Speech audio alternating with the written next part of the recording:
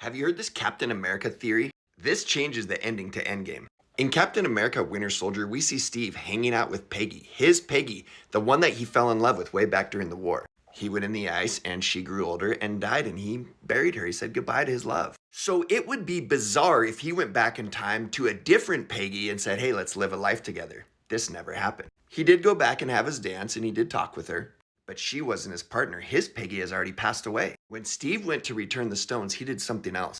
Number one, he returned the hammer to Thor and helped save Thor's mom because he knew about her death. A beautiful move. But you've all known my theory that Steve kept the Soul Stone because he went to return it and Red Skull wasn't there. Steve is now keeper of the Soul Stone, which gives him some power. So while he went back in time, he went and found Natasha. Steve and Natasha have always been in love. They were outlaws together during Infinity War. They were leaders of the Avengers together. They were a couple. We've seen all the hints, we've seen all the flirting, we've seen all the chemistry throughout all the movies. They were bonded. It would have been bizarre for Steve to go back and find a different Peggy once his had already passed. He found Natasha. And when Sam asked him at the end of Endgame, you want to talk about it?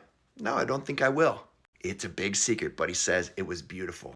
Steve's Peggy died. He can't go back and get a Peggy part 2 and tell Peggy part 2 about all this.